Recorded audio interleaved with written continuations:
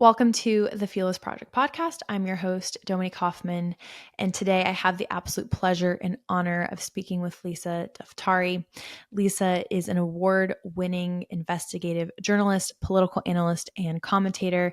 She often appears on Fox News and CNN, along with many other prominent and prestigious broadcast networks. Her focus of analysis and investigative journalism is on foreign policy in the Middle East and North Africa, particularly focusing on terrorism, national security, cybersecurity, and human rights. Lisa also serves as the director of the Foreign Desk and is a founding editor. She is also the host of the Foreign Desk's podcast. I encourage everybody to go and check out the Foreign Desk. I enjoy her podcast, and I also enjoy the analysis and breaking news that the Foreign Desk covers.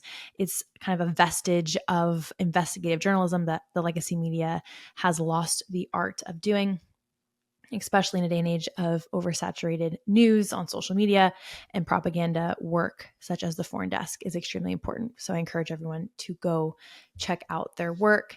Today, me and Lisa are going to be talking about the woman of Iran. We covered here on the podcast a few weeks ago the hijab treatment clinics that Iran has announced for women who refuse to comply with the compulsory hijab mandate and the Islamic dress code enforced by the Islamic regime on Iranian women.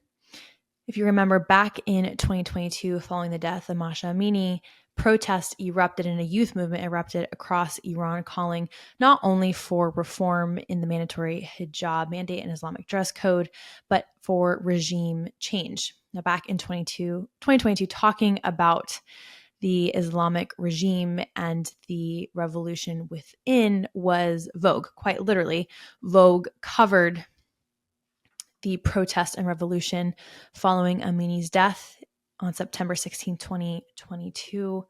On the screen, for those watching on YouTube, you can see an article that Vogue covered. They interviewed many of the prominent figures from the revolution, and Time magazine named the Iranian women the heroes of the year in 2022 as well. And after the mass international support Iranian women got from the international community, but especially of the media here in the United States, no one is no longer talking about the women of Iran, yet they continue the fight for regime change up until today. In this episode, me and Lisa talk about the Islamic regime, their desire to export the revolution across the Middle East, what that means, and how that played into October 7. We also discuss the Iranian revolution from within to overthrow the Islamic regime, the role of the youth and women in this movement, and hopes for regime change in the future. We also talk about the Abraham Accords and their legacy, as well as hopes for the upcoming Trump administration and policy positions they might take in the region. I hope you enjoy the conversation. Lisa Daftari, thank you so much for joining me on the Fearless Project podcast. We're so honored to have you. My pleasure to be here. Thank you for having me. Of course. And now I gave our audience an introduction to who you are and your work in journalism, especially with the Middle East. But if you could provide a little bit of context to your connection to the topic we'll be discussing today, which is Iran, whatever you feel comfortable sharing with our audience would be great. Sure. I am by background an Iranian. My parents emigrated from Iran to the United States. And by profession, I'm a journalist and also an area expert in foreign policy and counterterrorism with an emphasis in the Middle East. And I've been working in this arena for a very long time, both as a political commentator as well as a journalist and an op-ed writer as well. Amazing. Well, we're excited to have you, especially to talk about the important issue of the fight. Iranian women have continued to fight in Iran, I think, since October 7th, and a lot of movement in the Middle East is kind of made its way to the backdrop of the foreign policy discussion, which I think is a huge disservice to Iranian women. So I'm excited to bring that conversation back to focus. Maybe before we talk about women in Iran and the revolution happening within there, what is the Islamic regime for those who might not be familiar? And when they say they want to export the revolution across the Middle East, what does that mean? And what is their vision for the Middle East? And maybe even further to that end, how did that play out on October 7th in Israel? Yeah, great questions. And Dominique, thank you for getting to the root of the problem from the start of your program, because a lot of people don't realize that what we are seeing, what has really come to the surface as of October 7th, is something that has been going on for over 45 years. The regime in Iran is, a regime, a theocracy that hijacked the country 45 years ago when the Shah of Iran was toppled, and in its place came a radical, theocratic, original Islamic State. I know in 2014, when ISIS came onto the scene, everyone says, oh my goodness, the Islamic State. Well, the original Islamic State that has had much more success than ISIS is the regime that has occupied Iran for 45 years. And from the get-go, its goals were not just to take over the country, but to export its brand of Shiite political Islam throughout the region and throughout the world. And if you take a look today at all the countries in which the regime is operating, it has done its job, particularly in the last decade. We're seeing them in Syria propping up Bashar al-Assad's regime. We're seeing them in Lebanon, where Hezbollah, their main and first proxy is. We see them supporting Hamas and Palestinian Islamic Jihad in the Palestinian territories. We see them propping up the Houthis in Yemen. And they have also footprints in Africa and the continent of South America, just at our doorstep. More than that, they're here in the United States with their influence campaigns, with the way in which they have been able to spread their message, their propaganda, enshrouded in a way that has been not detectable by many here in the West. But that is the main goal of the Islamic Republic inside Iran. And October 7th was just a manifestation of the support that they have been giving their proxy groups to do the work for them. Their goal was to surround Israel with these various proxy groups that they trained, that they funded, that they gave weapons to. And October 7th was the result of that training. And how does the Islamist ideology of the Iranian regime view women? Because that will come into play when we talk about women in Iran. We also saw that happen on October 7th with brutal rape and massacre of women in particular. So how do women fit into this view of society? Yeah, it's a great question. You know, there's a fixation on women inside Iran by the Islamic Republic, and that is from even its legal system to treat the woman as only equal to half that of a man. And that metaphor is taken across culturally. Not the average Iranian. There's a lot of respect for Iranian women, mothers, wives, Iranian to Iranian. That is not the way it is. As a matter of fact, it is shunned. What they look at the government, the Sharia law, women can't, they can't unilaterally apply for a divorce. If they do, their children will be taken away from them with 100% custody going to the father. In the court of law, the testimony of a woman being only the value of two women being the value of a man, so only half the value of a man. And of course, more than anything, the sexuality being, such a focus on female sexuality, right? So women can't be seen with their boyfriends, with their just the way that they view them societally. That is what they have tried to set up, is a patriarchy that does not respect women. Now, this fixation, obviously coming to the streets in the protests that we saw in the aftermath of the death of Masha Amini, a 22-year-old beautiful Kurdish Iranian woman who was killed in September of 2022 simply because she was wearing her hijab, her headscarf, too far back on her head in a more relaxed way that many young Iranians wear it, visiting Tehran, and she was taken into custody by the morality police. That is a committee of the police that is entrusted with just making sure that the young Iranians look a certain way, or they're not drinking, or they're not dressed improperly, etc. They take her into custody. They beat her so badly that she ends up dying from her injuries, and then protests erupted. These protests with the tagline "Zan Zendegi Azadi," woman, life, freedom, to celebrate the role of women, to celebrate the freedoms. And it wasn't just women out on the streets, the men supporting them as well. And this was really a different type of protest. Every time I've covered so many protests inside Iran in the last 20 years. And, obviously the one that got a lot of headlines before this one was in 2009, the Green Revolution, which was started out as protesting a fraudulent election. And then it turned into, I want my vote back. And then, I want regime change. So we saw that evolution happen. But the Green Revolution was more of a cool kids of Tehran type of protest. We mainly saw it in the main cities. We mainly saw it among more affluent, more modern, more progressive types. But this time around, in 2022, after the Masha Amini death with the Women Life Freedom protests, we saw all kinds of people come out onto the streets. We saw protests throughout the country, even in clerical cities, even in rural areas, where we saw this coming of age of the Iranian people saying, enough is enough. We're not going to be fooled or shut up by any reforms. We're not going to believe you. Even if you say you're going to make concessions, we want you gone. And that's exactly what we saw for months coming out onto the streets, young people risking their lives. And again, a fixation on women being raped, women having their eyes gouged out over the years, women having acid thrown on their face, really stealing their beauty, which is really what that hijab is to cover up. Because why? We don't trust a man to walk down the streets without having sexual thoughts or impure thoughts when they see a beautiful woman with her hair showing or her body showing.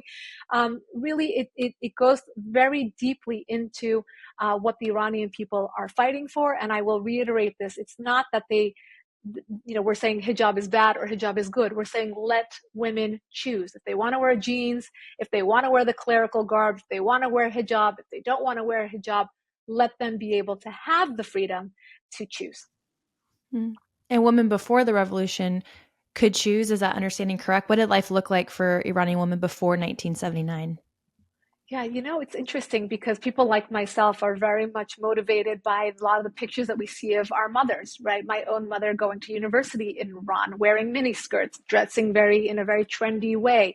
And it's almost as if this courage skips a generation, right? So they look to their parents and say, why did you let this revolution happen? Why were you even out on the streets protesting if you were?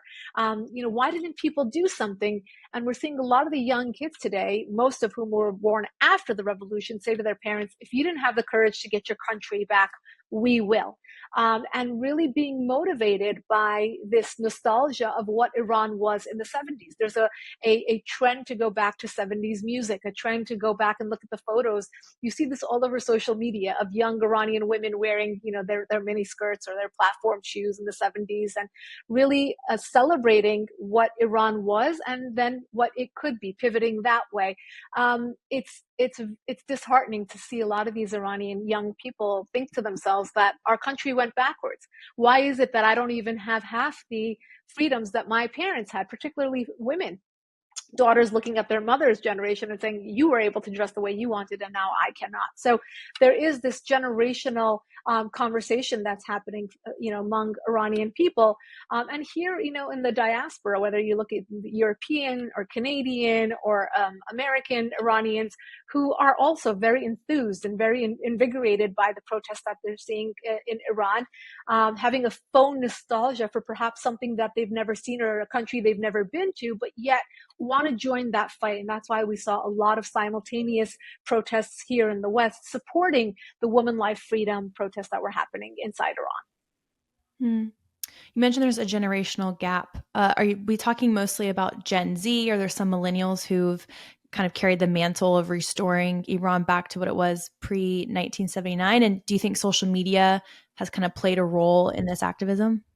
Absolutely. So starting in 2009, the Green Revolution was also dubbed the Twitter Revolution. That's the first time we saw any political movement around the globe really start with social media. Then the Arab Spring, which happened a year later in 2010, we saw that in a lot of the Arab countries as well, where they were using social media, whether to organize, to tell their stories. We saw a lot of citizen journalism coming out of these places. And Iran really, that generation really carried it.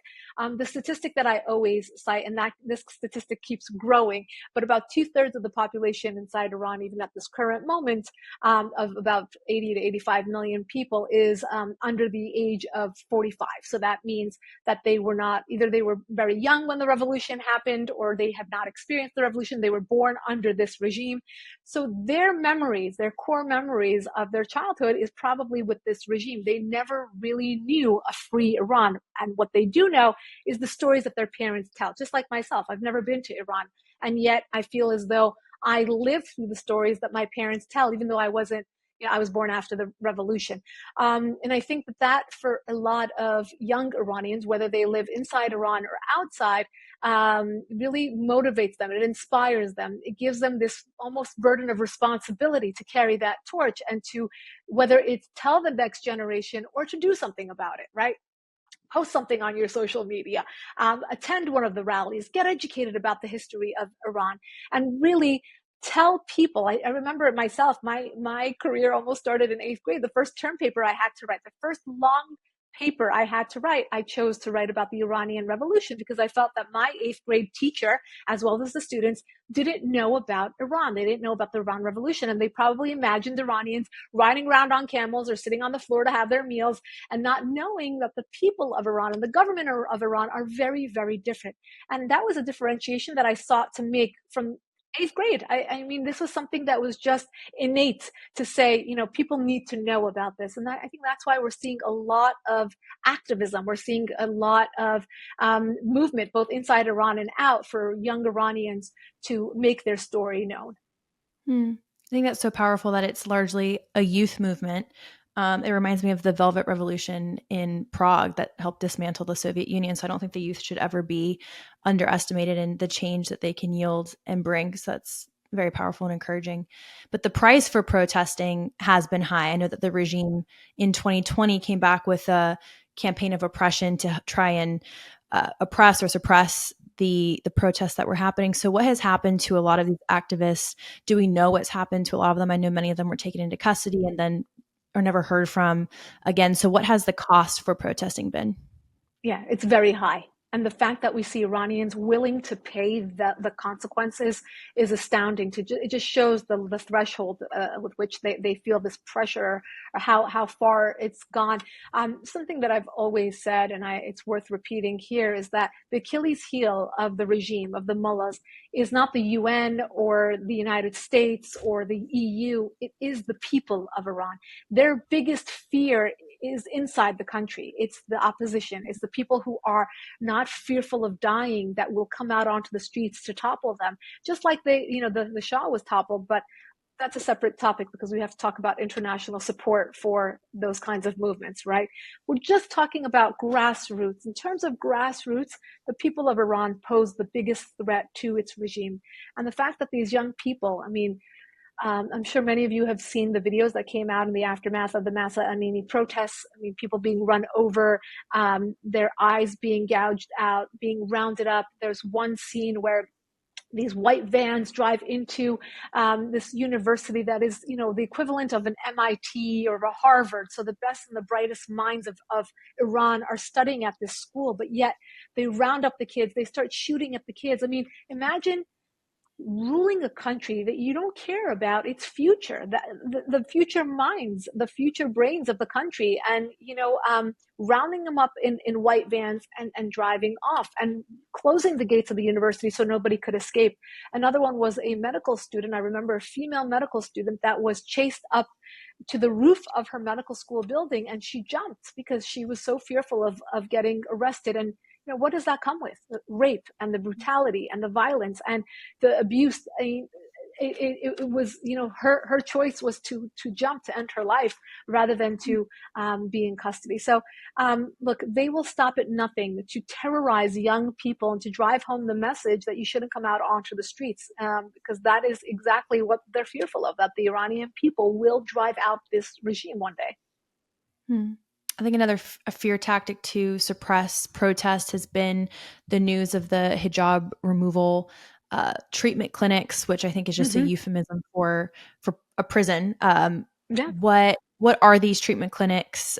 what would likely happen at them, and why do you think the Iranian government has come out announcing this when it seems like these are tactics they've already mostly been using to suppress protest? Yeah, we were one of the first to cover this at the Foreign Desk, and we have a very thorough story on this. This is yet another example of psychological, physical terrorism that the regime has, caused the young people. I mean, getting them into these clinics is just another fear tactic. They want names. They want addresses. They want to go after your family members. I mean, even here, up until a few years ago, I had a very hard time interviewing dissidents or, people who were just, watching a football game and I wanted to do a story on Iranian football. They would be fearful of speaking out and having their name in the media for fear that there would be retaliation on their family members in Iran. I mean, the same goes for many of the dissidents who have, or opposition members who have actually been killed, and then their family members get arrested for going to their gravesite or for petitioning or telling their children's stories and trying to keep their stories going. It's truly horrific what they do to these young people and their families, and these clinics being yet another example. I mean, this story made headlines because it's just so crazy. I mean, obviously the mullahs are the ones who need the rehab, not the young women that don't want to wear a hijab. So it was, more of an interesting headline to read, but it really hits to a more profound point here, that they want to just repress, suppress, abuse, control, terrorize young people to following their laws. And that's exactly why, we see for the years it has been easier to get, alcohol and drugs in Iran than anywhere else, because they want the young people to be sedated. They want the young people to stay out of politics, to stay off the streets, go do whatever you need to do, but just don't be part of the political opposition. In the days of the Masha Amini protests, we saw them all thrown into Evin prison, which is one of the most notoriously brutal prisons in the world. And then there was a fire set in the same wing where these political protesters were. So imagine being a peaceful protester and being put in jail, and then the jail being set on fire because they want to get rid of this class of political activists that really poses a threat to the regime. From an outsider's perspective here in the West, having no personal ties to Iran, I feel like the regime is almost paranoid because we have a young population, and then is the government mostly comprised of older government leaders? Is there kind of a question as to what governance would look like once those leaders kind of phase out of office? Great question. I think for a long time, people would say, well, if we can't have regime change, and they're not going anywhere anytime soon, it seems like these mullahs have 9 lives.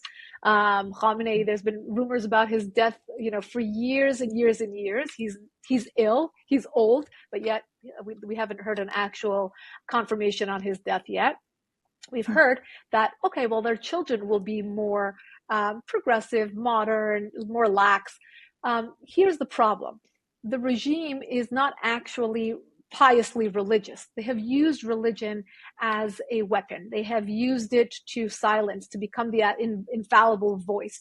Their own children, in many cases, are at Columbia University and NYU and UCLA and Harvard.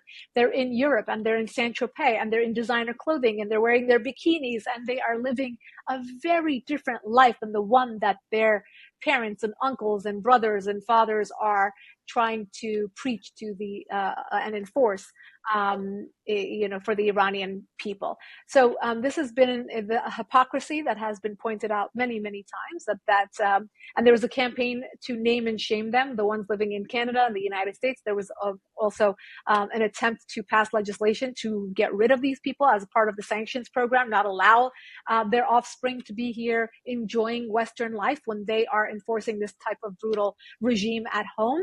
But this is the issue, is that even the ones who are here will return once back home because it comes with lots of benefits. Just like we see Hamas and Hezbollah leaders that have billions of dollars, and yet they are starving the Palestinian people and living, or preaching a certain life. Then they expect people to blow up their own kids, but their kids are living in the laps of luxury. It's a very similar thing. I want people to recognize that Hamas and Hezbollah are proxies of the Islamic Republic, of that same regime. So many of their the way that they are operating is from the handbook of the mullahs, and that's exactly it.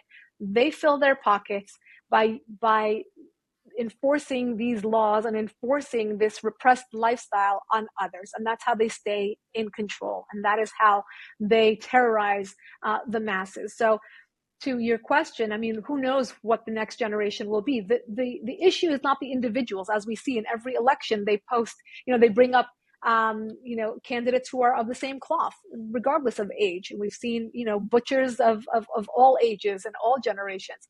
It's the system. It's the government. It's the regime. The entire apparatus has to be dismantled. And when people say regime change, they mean the entire regime has to go and a new system has to come into place that is void of any sort of political Islam or radicalism.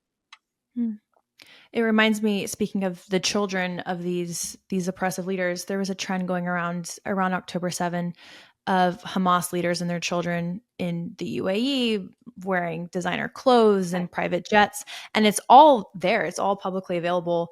And the fact that there's not more international condemnation blows my mind, especially when juxtaposed against the protests or the support Hamas got after October 7th here in the United States. And to take it one step further, because you bring up a great point, connect one more dot to that, just like the privileged children who are on the campuses of Harvard and Columbia and NYU and UCLA that have no idea what's going on in the world.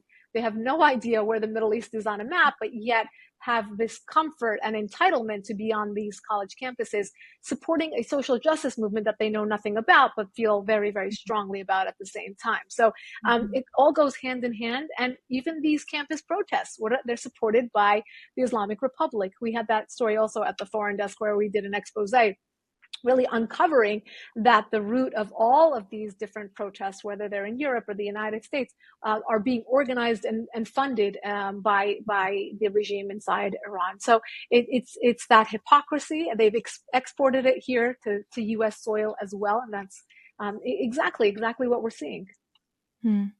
That touches on the next question I wanted to ask you, which was in 2020. I remember a lot of my peers coming out and supporting the protest in Iran. It got a lot of international coverage. Time magazine named Iranian women heroes of 2022. Vogue did an expose on it. It was, maybe for lack of a better term, Vogue to talk about the revolution. I mentioned it no longer is, which is hypocritical to begin with, to make it kind of trendy and then leave it. But there was a lot of young college protest, and then those same social justice activists took to the streets to support Hamas on October 7th. Can you talk about just the ideological hypocrisy of that and how it undermines the women, not only in Israel, but in Iran and whoever suffers at the hands of this Islamist ideology? Right. It's a 180 pivot, right? So if you were the same protester who said, Iranian women are being abused, that same abuser is now abusing Israeli women, and all of a sudden it's, they're freedom fighters. It just underscores a few things. Obviously, we have a rampant international anti-Semitism crisis that is only getting worse by the day. I mean, innocent people dying, whether it's the rabbi in Dubai, in the UAE, or we saw a young Israeli boy in Memphis who was pulled out of his house to do some plumbing work, and he was killed. Or Chicago, there are Jews just being shot out. In New York, Los Angeles, it's happening everywhere. Has to absolutely stop. And I think those who are champions of social justice and are ignoring this but picking up other causes, you completely miss the point of social justice and being a humanitarian and really advocating for the underdog. You totally miss the point. The other thing that it underscores is the active campaigns that are going on here. Iran's regime is actively inserting itself in our media, as we just saw. Whether it doesn't matter who you voted for in the last election, but I think all Americans woke up to think, wow, we've been lied to over and over and over again on many topics. You can't just lie about one thing. If you're a liar, you're a liar. The news across the board, the legacy media across the board has lost its credibility. And when you are, when you're watching, for example, President Biden since October 7th, you would watch him with the press pool. And you see every single question is a leading question about genocide that Israel is causing on the Palestinian people. And you're like, wait. So many times whoever was at the podium would have to say, back up, back up, back up. We have to understand what happened here. October 7th happened. It was caused by Hamas, a terror organization, and the United States sees Hamas as a terror organization. Let's start from there. But the talking points have already been embedded in the legacy media. The talking points have already been embedded in the minds of professors in college campuses. Even K through 12 education, there are talking points coming out from teachers' unions as to teach this conflict in a certain way. They didn't get talking points on the Russia-Ukraine war. They didn't get talking points about Darfur or any other crisis that we've experienced in the last few decades. There are only talking points about this. Why? Because there's an active campaign to do so. There are lobbies. There are individuals that visit the White House that are propping up Iran's regime. That's their job. They're doing their job. But why are we letting them into the White House? That's the question. There are active campaigns to get into private and public sectors. There are active campaigns to be in all parts of the schools. This is not only since October 7th. I also want to point this out. I was doing undercover work on university campuses in 2006 and 2007. And I can tell you there was so much Hamas money coming into American campuses to have certain speakers come and speak. Again, these were many times state schools. So taxpayer money was paying for refreshments and the microphone system and to rent out the hall, to invite average college students, meaning when I say average, I'm talking about people who know nothing about the Middle East, to hear from certain very radicalized individuals what their view of the story is. This is happening in 2006, 2007. So almost 2 decades ago, we saw this happening. No one stopped it. And even now, when you try to stop it, when you try to call it out, when they tried to clean up the encampments, they were stuck. Why? Because they trapped themselves in this excuse of freedom of speech and freedom of expression. And on the one hand, they want to applaud these students for participation. And on the other hand, they're watching their campuses burn. So there has to be reforms made. The pendulum has to swing back to the middle. There has to be better education. We have to rid ourselves of these campaigns. We have to open our eyes and make sure that we rid ourselves. Because look, once you let the enemy in, the next time it's going to be a different enemy. So maybe Jews aren't your thing, but next time it's going to be for someone else. And it's a shame. It's a shame that more people aren't standing up for Jews, whether it's, in terms of them being beat up on the subways or being, their restaurants being broken into and the glass. But there should be no targeting of any group anywhere in the world, particularly here in the United States, where we pride ourselves on defending our minorities. So, I think, this is a long time in the works. I think October 7th just brought it to the surface. But there's no better time than now to really rid ourselves of this plague. Absolutely. And as Christians here at the Fearless Project, we always talk about kind of our slogan is it's first the Saturday people, then the Sunday people. So as you said, it's coming for Christians and other, I even think just conservative leaning religious people that this post-Christian government wants to dismantle. So. Absolutely. I think, again, following this for over 2 decades in my line of work, there has been no better advocate for freedom, for the Middle East, for the freedom-seeking people of the Middle East than the Christian community. And that is hands down. I think the unfortunate thing that I've experienced in the last 4 years under this administration is watching there be a shift, a slow shift, but a detectable one, with the Christian community coming towards the center and even going into the left because of various, again, narrative campaigns. I think it's a good place, like the Fearless Project and so many others that are really focused on correcting that narrative, bringing it back to what do we stand for? And if we don't stand now, we're going to be next. Not a fear campaign, but really a wake-up call to really invigorate people who care about these things, because most people do. I think this last election proved to us that most people do. We care about our freedoms and our liberties that our forefathers gave us. We are cognizant of that freedom and how easily it can be taken away from us. So I think it's a great reminder that this is our time to stand up for everyone, whether it's a Jew or an African American, an Asian, a Christian, anyone.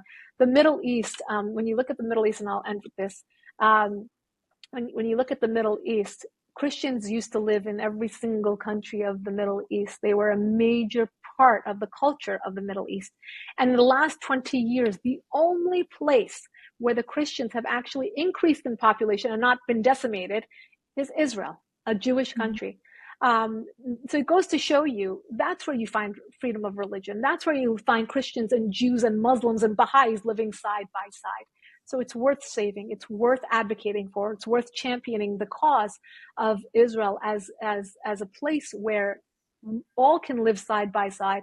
And of course, the Abraham Accords being a kind of a tangent of that, where Israel is the bridge to so many other modern Arab states that can live side by side. And that's truly the future of the Middle East, is that. Absolutely. I want to get your thoughts on the Abraham Accords, but really quickly, I wanted to touch on, you mentioned these narrative campaigns. I feel like the UN has largely failed both Israeli women.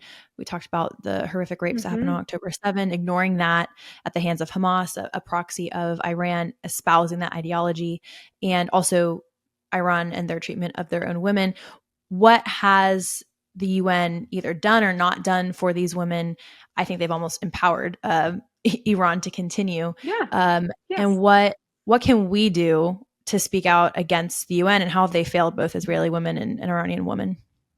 Yeah, I think there has been a good campaign to undermine or at least call out the UN and its hypocrisy. Look, not only has the UN gone backwards and calls out Israel instead of calling out terrorist groups, so you're empowering terrorist groups from the get-go, but they're actually putting the Islamic Republic, the regime of Iran, at the helm of groups dealing with women's rights and dealing with human rights. It's a joke. It's an absolute joke. Think of all the nations of the world, and then they pick the one that is actively not only abusing its own women, the Iranian women, but paying to abuse Israeli women and taking them at this moment, having female Israeli and American hostages in captivity. I mean, it hurts your brain to even work this out, right? It's absolutely crazy. But every time I get invited to speak to the UN, I go. And people think, oh my God, that is, I've heard this a lot. Why do you go? That is such a irrelevant organization and you shouldn't give it credence. I go because if I don't go, someone else will. And if they invite someone else who has different views that feeds into what the UN is espousing, then we lose that voice. We lose that place. I just saw an article today where a woman was fired from her position at the UN because she would not call Israel the one who is causing genocide against the Palestinians. We have to stand up, even if it costs us our jobs, if it costs us our reputations. Eventually, we will all be vindicated. We will all stand up for what is right. We'll be on the right side of history. And, at the end of the day, whoever blesses Israel will be blessed. And I think that has been proven to be true. We rely on geopolitics, but when we can't, we rely on our faith. And we say, we have to do what's right. And at that point, we leave the rest up to God. And I think that in the case of the UN, it is such an absurd organization. When Donald Trump was not even thinking about running, I remember watching the news interview with him years and years ago where he said, the acronymed organizations, mainly the UN, have to be taught a lesson because we pay all this money and the United States paying the lion's share. And what do we get for it? What do we get for it? We can't even control the bogus resolutions that are coming out of the UN. I mean, I'm very enthused to see Elise Stefanik to go into the UN come this new administration, and hopefully that will work out. She is somebody who has bravely stood up to the universities where there's anti-Semitism. She has bravely stood up for what is right, even when she was the only one in the room. And I know she'll continue to do that at the United Nations as well. Not an easy job. I do wish her well, but I think that there will be some changes. Hopefully, at least she'll have a chance to make the truth known. And I've seen her speak, and she's powerful. So I'm also excited. She's absolutely powerful. She is. You mentioned that Iran's greatest threat is their own people, and it reminded me of Netanyahu addressed the Iranian people directly on X, and I thought that was such a powerful and strategically brilliant move on his part to not only put pressure on the regime externally and on their proxies, but internally by empowering their own people. How viable is regime change, and what could Israel and the upcoming administration under Donald Trump do to help encourage that regime change? So this is the what do we say, $5 billion Yeah, it's a question, or I loaded should say question. it's Yeah. a big question. I should say 100 billion, because that's how much money that the regime collected over the last 4 years by selling oil and weapons. But I digress. Um, Look, there is not one good reason that this regime should survive. Not Mm-hmm. one. But how can we get rid of them is the question that most people grapple with. The Iranian people as a population, the majority of them want this regime gone. There have been multiple polls that have been done throughout Iran, statistically significant ones, and you can just see that most people understand that they're being held back, whether it's socially or in terms of the economy. They want to play with all the other nations of the world, and they're being held back and isolated because of this regime and living under the daily pressures and all of that. So most people want this regime gone. In the region, you have big players like Saudi Arabia who would love to see this regime gone, because even though we're hearing news of them working together, Saudi Arabia is feeling out, the situation. But Saudi Arabia, that's always been their rival since 1979, and it always will be. One is Sunni, one is Shiite, and they rival each other with the influence that they can exert on the in the area. That all being said, Iran may be ripe for regime change, but how will it happen? Well, the people of Iran is one part of the equation. And I do think ultimately it will have to be a grassroots movement, and they are willing to. They don't have weapons, they don't have organization, there's no top down in terms of the opposition. Because if they do, or if it's public that there is any sort of organization of that type, they will be hanged, they will be killed, that will be dismantled very quickly. So that means that there has to be some sort of support, resources, organization that comes in from the outside, and that is yet to be seen. Now, under the Trump administration, we saw a pressure campaign that worked very well. And the way, the metric that we use to say that it worked very well is to say that, well, Hamas and Hezbollah didn't have money. I remember doing a story, just a few years ago, where Hezbollah had actual charity boxes in the supermarkets of Lebanon because Iran's regime was not delivering the funds. They just didn't have the funds. So the sanctions that were extremely targeted were working, and they weren't able to at least collect the money, which they now did collect in the last 4 years.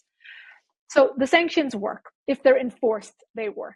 The economic isolation, not being able to sell weapons to Russia, not being able to sell oil to China, all of that works. Now, if these two come into conjunction, meaning if the international community doesn't advocate regime change, but supports isolating and diminishing the regime, and the people of Iran then play their part in, doing their grassroots, pressure on the regime, then we can potentially see something move forward. But these two things have to come together. There has to be a bottom line desire by the international community to see them go. And we're just not seeing that right now. The Iranian people want it. They're asking for it. They did that in 2009 with the Green Revolution. They did it under the Masha Amini protest, and they just did not get that support. So we'll see if there should be a time in recent, coming up in history where, those things come together, then the Iranian people absolutely will have a chance, and it's going to be sooner rather than later. I look forward to that day. Just to remind the audience that the current administration did the exact opposite of what you just advised, which was economically empower the regime. And then shortly after, some horrific diplomatic deals where they waived around $16 billion worth of sanctions. October 7 happened. So you can draw a direct line between empowering the regime with aggression from their proxies on Israel. In closing, I just wanted to ask you about Trump's greatest, I think, foreign policy legacy is the Abraham Accords. What role do you see the Abraham Accords playing in the next 4 years, and how, if at all, did October 7 kind of shift the need for the Accords or what they might look like? Yeah. So October 7th, well, let me start by saying this. The Abraham Accords was the greatest political, I don't want to call it a treaty, but it was the best diplomatic move of modern history in terms of bringing peace to the Middle East. It was an idea that did away with this myth that peace will only come to the Middle East once the Palestinians and the Israelis make peace. It sidestepped the problem of the Palestinians and Israelis and looked to offensively bringing the moderate Arab states together with Israel for prosperity, which is what everybody wants. And they were able to move forward that way. And it worked. It worked in public deals. It worked in private deals. Look, this rabbi being killed in the United Arab Emirates, was it a step back? Absolutely. But, what was very heartwarming to see was the reaction by the UAE to clamp down, to release multiple statements, to quickly apprehend the murderers, and to stand with the family of the rabbi who was murdered. Now, was this a pinpointed attack? Yes. Was it probably ordered by some other nefarious actors, such as Iran's regime? Perhaps, and more likely. But the point being, October 7th may have been a setback in terms of the narrative, meaning the Arab states feel that they have to publicly support the Palestinian people before making moves to move towards Israel. Saudi Arabia finds itself in this boat. If I can just remind people that weeks before October 7th happened, Saudi Arabia did something very smart. They sent a delegate to the Palestinian Authority, to Mahmoud Abbas, and said, whatever happens, we'll always have your back for a Palestinian state. The same week, they sent their travel minister to Israel for the first ever state-level visit by a Saudi to Israel. That was showing the closening of normalization on that, and coming to, whether we want to call it the Abraham Accords or any sort of normalization between Israel and the Saudis, it was very much welcomed by both sides. And of course, the United States would have loved that as well. And we were getting closer to that. And then October 7th happened. So the Saudis also had to take a step back and say, well, of course we stand with our Palestinian brothers. This is what we're seeing on the surface. But I want to remind everyone that beneath the surface, there are actual practical needs and wants. And those Arab states, including Saudi Arabia, would benefit, would prosper from having a relationship with Israel. I'm not calling any of these Arabs overnight Zionists. They're not. But do they want the prosperity? Do they want the technology? Do they want to have a relationship with Israel? Absolutely. And that's why the Abraham Accords worked, and it will work. I had the honor and pleasure of visiting the White House a few times to work on the rollout of the Abraham Accords. And even then, we thought it was a brilliant idea. And I want to also remind people that before that, I was called into the White House to roll out the Peace Through Prosperity offer that was the prelude to the Abraham Accords. This was the version of the Abraham Accords that was offered first and only to the Palestinians, to dump over $50 billion into their economy, to make Gaza like Saint-Tropez, to build buildings and hotels and infrastructure, to build up their economy and move them away from terrorism.